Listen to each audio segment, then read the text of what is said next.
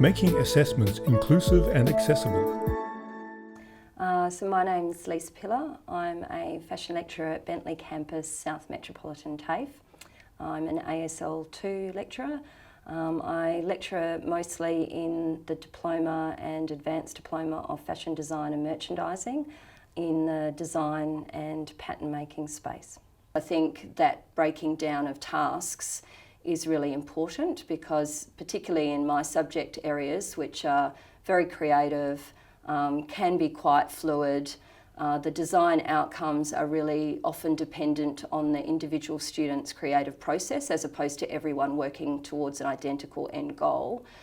So I think it's not even like the students can sort of follow the lead of other students because they're on a really different creative pathway. So to break down those big sort of tasks into manageable components and guide and shepherd that process, I think is really valuable. For some of our students, language is a challenge for them, whether they're dyslexic or whether they simply need some support in breaking down language. So obviously in our training packages and units of competency, there's some language within that it's very helpful for our students if we can use strategies to break that down for them when we deliver an assessment tool, give them support materials and templates that can help them address the key things that are relevant for them, for their industry, and for their assessment outcome. So some of the other strategies that I use, so I have a student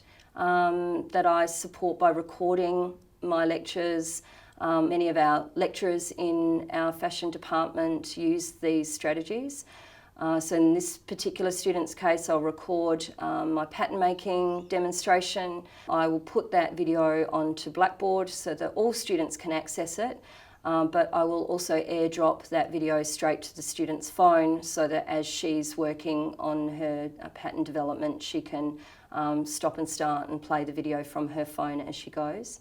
Some of our students are challenged by presentations, and in the fashion industry, we have requirements where, we do need to present our end products. We need to be able to talk about and promote our products. So it's a relevant assessment strategy that we employ, but obviously very challenging for some students, challenging for anyone to stand up in front of a classroom and share their findings.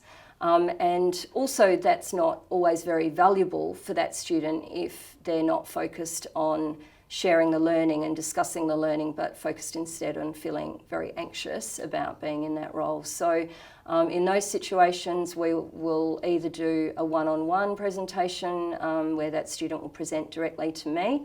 However, I do think, it's beneficial to do, if the student is open to it, to have one or two other students present, do it really informally around a table, around a computer screen, because the aim of those is to get feedback and responses. Having a classroom environment where all students feel included and supported is also really beneficial to those particular students that need that little bit of extra support. This video was produced for the Disability Awareness Supporting Students in VET Resource. For more information, visit www.disabilityawareness.com.au.